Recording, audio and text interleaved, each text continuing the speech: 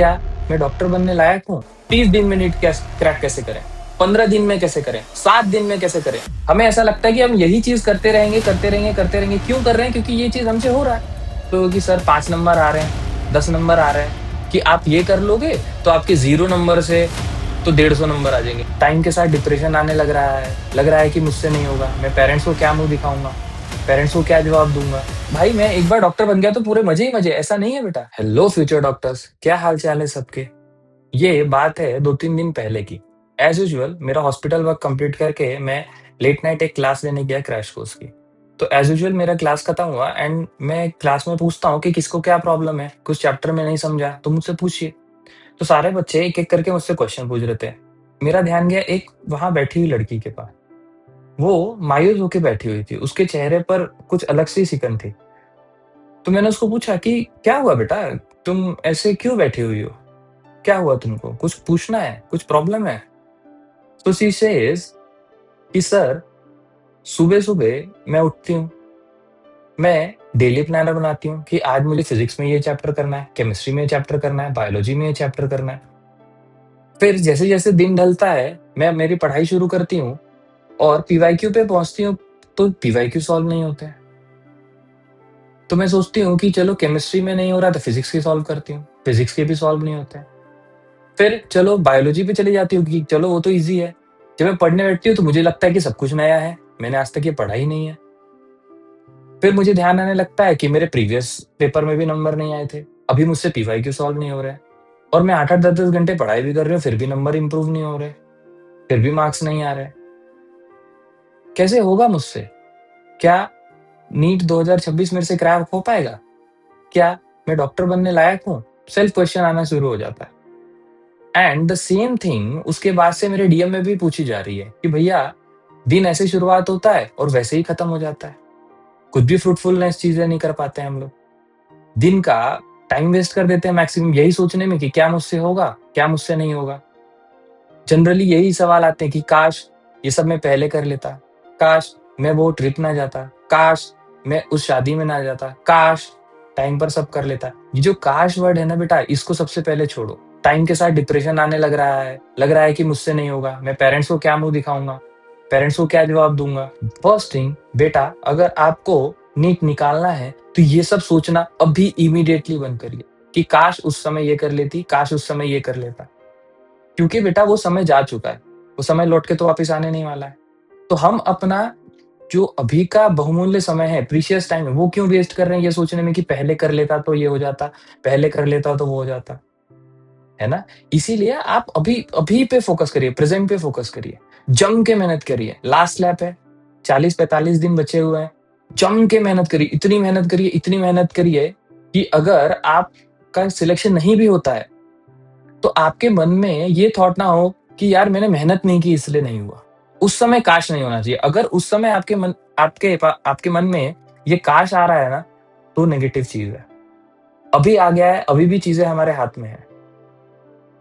MBBS नहीं मिलेगा तो बीडीएस मिलेगा, बीडीएस नहीं मिलेगा तो बीएमएस मिलेगा, बीएमएस नहीं मिलेगा तो बीएचएमएस मिलेगा, बीएचएमएस नहीं मिलेगा, कुछ भी नहीं मिलेगा इन सब में। पर सर मुझे ये सब नहीं करना है। हाँ ठीक है, पर आपको एक अच्छा नंबर तो मिलेगा, जिसको आप बता सकते हो, पेरेंट्स को दिखा सकते हो कि देखो मुझे 400 420 नंबर, 450 नंबर आए हैं, मैं और मेहनत करूंगा अगले साल और 100% एमबीबीएस में एडमिशन लूंगा, गवर्नमेंट मेडिकल कॉलेज में एडमिशन लूंगा।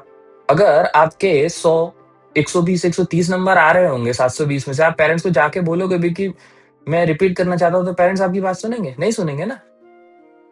इसीलिए सबसे पहले काश सोचना बंद करिए, आज पे फोकस करिए। ठीक है? सबसे पहला काम हम क्या करेंगे? अगर आपको नीट 2026 क्रैक करना है तो सबसे पहला काम आप क्या करेंगे कि ये काश सोचना बंद करेंगे। ठीक है? स्टेप बाय स्टेप मैं जितनी चीजें बता रहा हूँ, अगर आप उतना फॉलो कर लेंगे तो 100% नीट क्रैक किया जा सकता है। हाँ, अगर आप 40 50 55 100 120 मार्क पे हो, फ्रैंकली स्पीकिंग बेटा नहीं हो सकता है। वो आपको भी पता है कि नहीं हो सकता। मैं 550 600 नंबर नहीं ला सकती हूँ, है ना? आपको भी ये चीज पता है, मुझे बताने की जरूरत नहीं है। हाँ, यूट्यूब पे आपको बहुत से वीडियो दिख जाएंगे कि 0 से 140 कैसे पहुंचे, 0 से 160 कैसे पहुंचे, बायो में 0 से 360 आउट ऑफ 360 कैसे लाए, है ना? जैसे जैसे टाइम जाएगा ना, आप देखेंगे वीडियो 30 दिन में नीट क्रैक कैसे करें, 15 दिन में कैसे करें, 7 दिन में कैसे करें, 3 घंटे में कैसे करें।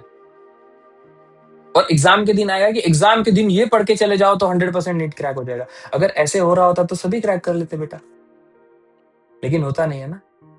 एक स्ट्रक्चर फॉलो करना पड़ता है, वो स्ट्रक्चर मैं आज आपको बताने जा रहा हूं। तो सबसे पहली चीज ये सोचना बंद करेंगे कि काश, ठीक है, एंड जो चीज मैं बता रहा हूं उसको फॉलो करेंगे। प्रॉपरली फॉलो करने से आपका 100% मार्क्स आएगा। सिलेक्शन नहीं होगा ना, कोई दिक्कत नहीं, पर इतने नंबर जरूर आएंगे कि पेरेंट्स को आप खड़े रह के बोल सको कि मेरे इतने नंबर आए हैं, मैं अपनी मेहनत करूंगा, नेक्स्ट ईयर रिपीट करूंगा, अच्छे मेडिकल कॉलेज में जाऊंगा। आपके रिश्तेदारों को बोल सकते हो कि इतने नंबर आए हैं मेरे, तुम्हारे अंदर हिम्मत है तो लाके दिखाओ। अपने दोस्तों को बोल सकते हो कि इतने नंबर लाए हैं मैंने, हिम्मत है तो लाके दिखाओ। ठीक है, ये कॉन्फिडेंस आएगा आपके अंदर। ओके, एक और सवाल, सर मोटिवेशन नहीं आ रहा है। बेटा, मोटिवेशन कौन लाके देगा तुझे? डॉक्टर बनने से पहले तुमने ही डिसाइड किया था कि तुमको डॉक्टर बनना है, लोगों की जान बचानी है। आपको पता है ना कि डॉक्टर का काम क्या होता है, लोगों की जान बचानी। जब लोग तकलीफ में हैं तो उनकी मदद करना, ये एक डॉक्टर का फर्ज है। इससे बड़ा मोटिवेशन क्या चाहिए तुझे कि जब लोग मर रहे होंगे तो तू उसे बचा रहा होगा। मैं यहां से कितना भी तुझे मोटिवेट करता रहूं, एक दिन में मोटिवेशन खत्म हो जाएगा। इंटरनल मोटिवेशन इंपॉर्टेंट है। तो अगर आपको डॉक्टर बनना है तो अंदर से मोटिवेट होना पड़ेगा। मैं या कोई भी यूट्यूब चैनल, कोई भी टीचर आपको कितना भी बताता रहे, कोई मोटिवेशन नहीं होगा। वही 4-5 घंटे फुल पंप अप रहेंगे और आफ्टर 4-5 आवर्स वापस वहीं पहुंच जाएंगे, काश ये कर लेता, काश वो कर लेता, फिर से डिप्रेशन आने लगता है। ठीक है, तो मैं आपको एक परमानेंट मोटिवेशन की चीज बताता हूँ। जस्ट वो चीज इमेजिन करिए, आपको मोटिवेशन आएगा। और अगर उससे भी मोटिवेशन नहीं आ रहा है, फ्रैंकली स्पीकिंग बेटा, आप मेडिकल फील्ड के लिए नहीं बने हुए। ठीक है, चलिए वो चीज इमेजिन करते हैं। Just close your eyes and imagine करिए कि आप मेडिकल कॉलेज की गेट पे खड़े हैं। लेफ्ट हैंड साइड में आपकी मम्मी खड़ी है जिन्होंने आपका हाथ पकड़ रखा है। राइट हैंड साइड में आपके पिताजी खड़े हैं जिन्होंने आपके कंधे पे हाथ रख रखा है। आप तीनों लोग गेट के तरफ देख रहे हैं, वहां पर आपके ड्रीम मेडिकल कॉलेज का नाम लिखा हुआ है। आजू बाजू से बहुत से पेशेंट्स जा रहे हैं, एम्बुलेंस दौड़ती हुई दिख रही है, आवाज करते हुए दिख रही है, बहुत सारे वाइट कोट में डॉक्टर्स दिख रहे हैं। एंड अब हम इस गेट को क्रॉस करके अंदर जा रहे हैं। जस्ट ओपन योर आईज, बस इसी के लिए मेहनत करना है। जब भी आपको डिप्रेशन आए, जब भी आपको लगे कि मेरा होगा नहीं होगा, मोटिवेशन नहीं आ रहा है, just close your eyes and re imagination करो इस सिचुएशन को। छोड़ दो यार, जो हो गया सो हो गया, अब कर लेते हैं ना मेहनत। इतनी मेहनत करेंगे, इतनी मेहनत करेंगे, इतनी मेहनत करेंगे कि अगर सिलेक्शन नहीं हुआ ना, फिर भी रिग्रेट नहीं रहना चाहिए कि मेहनत कर लेता, काश मेहनत कर लेता तो रिजल्ट कुछ और होता। इतनी मेहनत कर लेते हैं बेटा। ठीक है, लेट्स गेट स्टार्टेड। ओके, है ना आप मेरे साथ? मिलके करेंगे मेहनत, पक्का, प्रॉमिस। जितना बताऊंगा उतना करेंगे। अब इधर उधर नहीं दौड़ेंगे, किसी ने कुछ बता दिया तो कर लिया, किसी ने कुछ बता दिया तो कर लिया, ये सब नहीं करेंगे। ये सब पहले मुझे प्रॉमिस करिए। चलिए, प्रॉमिस किया, चलो आगे बढ़ते हैं। कैसे स्टार्ट करना है? सबसे पहला, आप जिस समय आपको डिप्रेशन डिप्रेशन खेलना है ना, तो रात को आप क्या करिए, एक पेज लीजिए। 30-35 मिनट्स लगेगा, ज्यादा टाइम नहीं लगेगा। आपको क्या करना है, एक पेज लेना है, उसमें लिखना है easy, medium and hard, 3 topic. उन टॉपिक्स के नाम लिख लेने हैं। अब इजी कौन से टॉपिक, जिनको आपने एक बार कर रखा है, ठीक है। मीडियम टॉपिक कौन से, जिन्हें आधा करके छोड़ दिया है, कि आधा किया किया फिर छोड़ दिया, या ऊपर ऊपर से किया, ठीक है। और हार्ड, जिसे आज तक तो टच ही नहीं किया। ऐसे 3 कैटेगरी में आपको हर एक चैप्टर को डिवाइड कर देना है। फिजिक्स, केमिस्ट्री एंड बायोलॉजी, ये हो गया। अब तीनों चैप्टर्स को अप्रोच करने का तरीका अलग अलग है, ठीक है। हम कैसे करेंगे, तो हम 3 दिन इजी चैप्टर करेंगे, 1 दिन मीडियम चैप्टर करेंगे एंड 1 दिन हार्ड चैप्टर करेंगे। और जैसे ही हार्ड चैप्टर करते करते मुझे ऐसा लग रहा है कि यार नहीं हो रहा है, तो इंस्टेंटली हम कुछ टाइम के लिए इजी चैप्टर के रिवीजन पे शिफ्ट हो जाएंगे। ठीक है, इजी चैप्टर को हम कैसे पढ़ेंगे? पूरे चैप्टर को 30 से 45 मिनट्स के अंदर पढ़ जाएंगे, उसके पीवाईक्यू लगाएंगे और रिवीजन करते रहेंगे। रिवीजन प्लस प्लस प्लस लिखा हुआ है, रिवीजन इसका कंटिन्यूअस रखना है आपको। रोज 5 से 10 मिनट इजी चैप्टर के रिवीजन करना है, इधर केमिस्ट्री हो, बायोलॉजी हो या फिजिक्स हो। ठीक है, मीडियम चैप्टर को कैसे देखेंगे? जिसको जिसको आपने मीडियम चैप्टर्स को कैसे करेंगे? एक बार स्टडी करना है पूरा होल, इसको थोड़ा ज्यादा टाइम देंगे, 1 से 1.5 घंटा देंगे पूरा पढ़ने में। ठीक है, 2 दिन बाद इसका रिवीजन करना बेहद जरूरी है, और इस रिवीजन में ना आप 30 मिनट्स देना इसको, अच्छे से रिवीजन करना। आप देखेंगे ना 2 या 3 रिवीजन के बाद ना ये मीडियम वाली कैटेगरी की चीज इजी में कन्वर्ट हो जाएगी। ठीक है, तो रिवीजन कंटिन्यूअसली करते रहना है। फिर आपको करना है पीवाईक्यू। इसके पीवाईक्यू आपको 2 बार लगाना है। कितने बार लगाना है? 2 बार। इसके पीवाईक्यू आपको एक ही बार लगाना है। इसका पीवाईक्यू आपको एक ही बार लगाना है। इसका पीवाईक्यू आपको 2 बार लगाना है। ठीक है, हार्ड कैटेगरी को हार्ड वाले कैटेगरी को कैसे अप्रोच करेंगे? बस एक बार देख जाओ उन चैप्टर को। अब कैसे देखेंगे? फिजिक्स का अलग अप्रोच होगा, केमिस्ट्री का अलग अप्रोच होगा और बायोलॉजी का अलग अप्रोच होगा। ठीक है, फिजिक्स में सिर्फ फॉर्मूला याद करेंगे, सिर्फ और सिर्फ फॉर्मूला याद करेंगे, समझने की कोशिश नहीं करेंगे कि वो बोलना क्या चाहता है। जैसे आपने ऑप्टिक्स नहीं पढ़ा है आज तक, हार्ड लग रहा है, सिर्फ लेंस के फॉर्मूला याद कर लो। ठीक है, इलेक्ट्रोस्टैटिक नहीं समझ में आ रहा है, सिर्फ फॉर्मूलाज याद कर लो, फॉर्मूला बुक बना के रख लो। ठीक है, केमिस्ट्री में जनरली इनऑर्गेनिक केमिस्ट्री हम नहीं पढ़ते हैं, वो हमें हार्ड लगता है, तो एनसीईआरटी को बस ऊपर ऊपर से देख जाओ। ठीक है, बायोलॉजी बायोलॉजी में तो कोई चीज आपको हार्ड नहीं लगेगी, क्योंकि मेरे वन शॉट लेक्चर देखते रहिए, मैं धीरे धीरे डालता रह रहा हूँ, वन शॉट के लेक्चर डेली अपडेट होते रह रहे हैं। आप उस लेक्चर को देखते जाइए, वो चैप्टर आपके लिए मीडियम कैटेगरी में आ जाएगा, वहां पर आप रिवीजन करते करते उसे इजी कैटेगरी में लेके आ जाएंगे। और इसका सिर्फ और सिर्फ पीवाईक्यू करना है, नथिंग एल्स। इधर उधर के क्वेश्चन लगाने की जरूरत नहीं है, सिर्फ पीवाईक्यू करना है, और पीवाईक्यू इसके 3 बार करना है। इतने बार करना है, इतने अच्छे से करना है कि आंसर आपको रट जाने चाहिए, स्ट्रक्चर आपको रट जाने चाहिए। अगर मिलता जुलता सवाल आया तो आपको ये करना ही करना है। ठीक है, समझ गया आपको? Easy, medium, hard. चलिए आगे बढ़ते हैं। Must do chapter. अब मैं और 2 वीडियो रिलीज करूंगा, जिसमें मैं केमिस्ट्री के मस्ट डू चैप्टर्स बताऊंगा एंड फिजिक्स के मस्ट डू चैप्टर्स बताऊंगा। ठीक है, जिससे आपके केमिस्ट्री में 130 तक मार्क्स आ सकते हैं एंड फिजिक्स में 100 से 120 मार्क्स आ सकते हैं। आ सकते हैं, मैं बोल रहा हूँ, चांसेस टू स्कोर। आप अगर पूरी मेहनत करेंगे तभी हो सकता है। एंड द थिंग इज, आप फिजिक्स में आज 30-40 पे हो, तब ही बढ़ के आप 120 पे जा सकते हो। आप ये बोलोगे कि सर 5 नंबर आ रहे हैं, 10 नंबर आ रहे हैं, और आप मेरे को 130 दिला दो, तो नहीं आ सकता बेटा। केमिस्ट्री में भी वही है, आप अगर 30, 40, 50 के रेंज में हो ना, तो आपके इजीली 130 प्लस आ सकते हैं। बस स्ट्रेटेजिकली पढ़ना है। प्रॉब्लम क्या होता है ना, हमें जो चैप्टर अच्छा लगता है हम उसकी ही प्रैक्टिस करते चले जाते हैं। मान लो आपको फिजिक्स में काइनेमेटिक्स अच्छा लग रहा है, तो आप काइनेमेटिक्स ही करते चले जाओगे। पहले दिन भी काइनेमेटिक्स, दूसरे दिन भी काइनेमेटिक्स, तीसरे दिन भी काइनेमेटिक्स, चौथे दिन भी काइनेमेटिक्स, और देखोगे पेपर में काइनेमेटिक्स से तो 2 ही सवाल आ रहे हैं। मतलब कि हम अपने कंफर्ट जोन में बैठे रहते हैं, हम अपने कंफर्ट जोन से बाहर नहीं निकलना चाहते हैं। हमें ऐसा लगता है कि हम यही चीज करते रहेंगे, करते रहेंगे, करते रहेंगे। क्यों कर रहे हैं? क्योंकि ये चीज हमसे हो रहा है। जैसे ही मैं टॉपिक चेंज करता हूँ, मेरे से क्वेश्चन सॉल्व नहीं होते हैं, तो मेरे को डिप्रेशन आने लगता है। तो हम धीरे धीरे क्या कर रहे हैं, अपने आप को क्लोज इन्वायरमेंट में डालते जा रहे हैं, वो कुएं का मेंढक बनते जा रहे हैं। हमें ऐसा लग रहा है कि हम 12 घंटे, 15 घंटे, 16 घंटे पढ़ रहे हैं दिन का, रोज मैं मेहनत भी कर रहा हूँ पूरा, पर स्कोर नहीं आ रहा है। क्यों नहीं आ रहा है? क्योंकि काइनेमेटिक के तो 2 ही क्वेश्चन आएंगे, बायोलॉजी में ह्यूमन फिजियोलॉजी से तो 15-20 क्वेश्चन आएंगे, पर मैं प्लांट देख ही नहीं रहा हूँ, क्योंकि मुझे प्लांट के क्वेश्चन ही नहीं बनते हैं, मुझे मजा ही नहीं आता है। अगर आपको मजा करना है तो आप मूवी देखिए, आपको मजा करना है तो आप कुछ और करिए। आप मेडिकल फील्ड में क्यों आ रहे हैं? क्योंकि यहां से आगे लाइफ इतनी आसान नहीं होने वाली है, और डिफिकल्ट होती चली जाएगी। आप एमबीबीएस करेंगे, 5.5 साल रगड़ा जाएगा आपको। फिर उसके बाद आप जेआरशिप करेंगे, वहां तो और रगड़ा जाएगा। आप सुपर स्पेशलिटी करेंगे, वहां और रगड़ा जाएगा। एंड द थिंग इज, इतना पैसा भी नहीं कमा पाएंगे।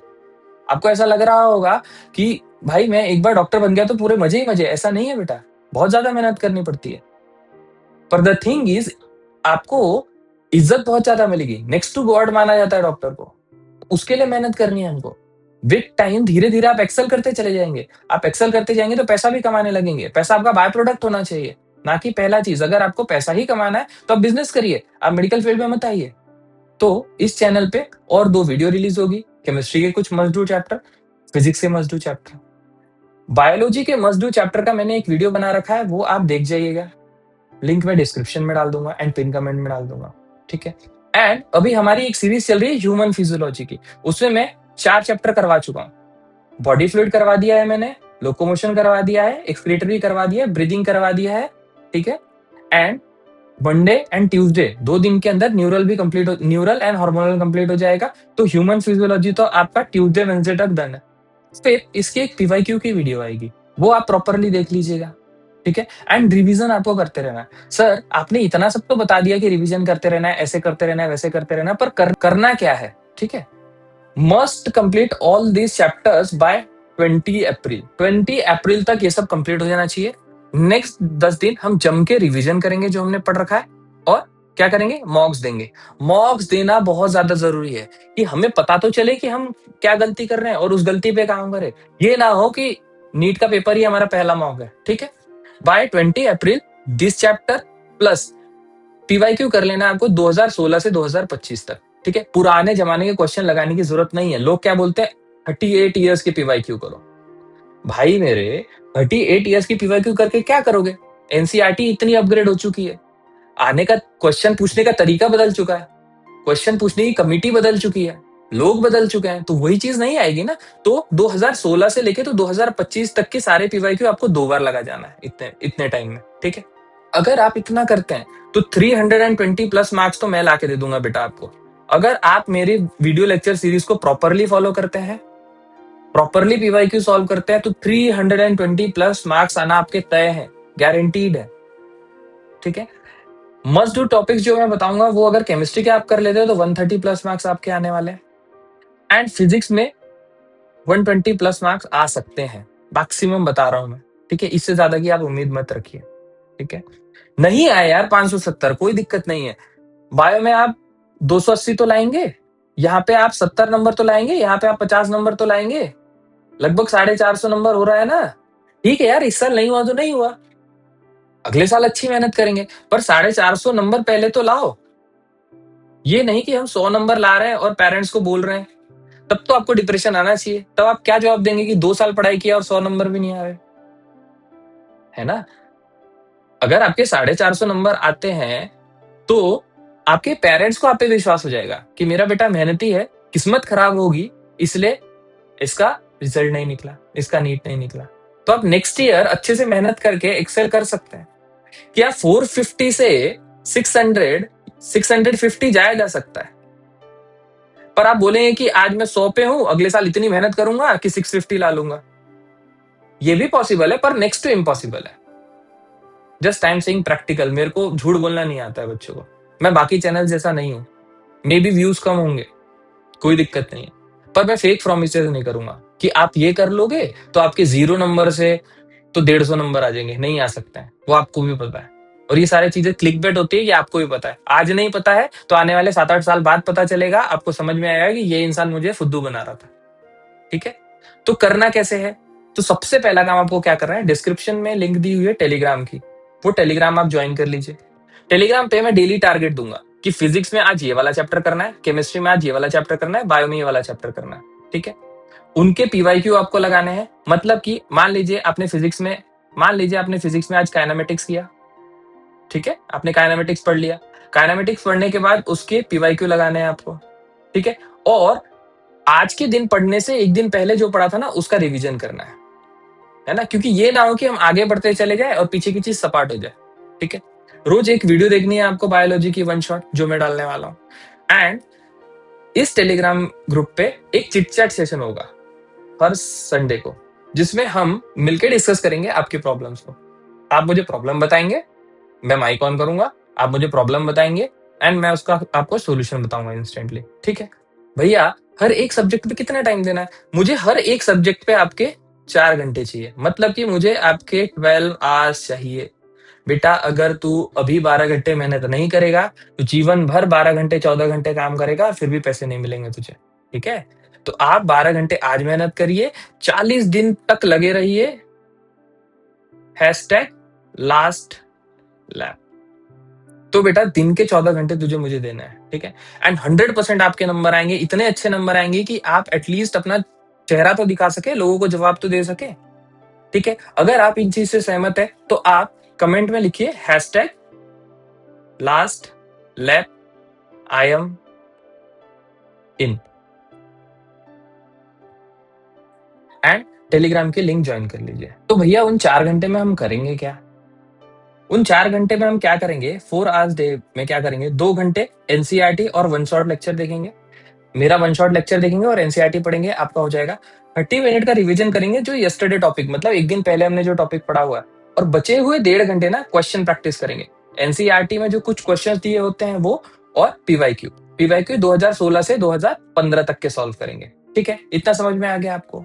करेंगे आप सब मिलके मेरे साथ मेहनत, पक्का 40 दिन लगे रहेंगे, डिप्रेशन नहीं खेलेंगे, रिजल्ट आके दिखाएंगे, ठीक है?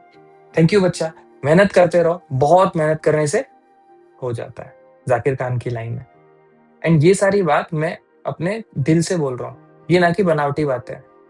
सो बेटा मेहनत करते रहिए, लगे रहिए, मिलते हैं नेक्स्ट वीडियो में, तब तक के लिए खम्मा गणी, जय हिंद जय भारत।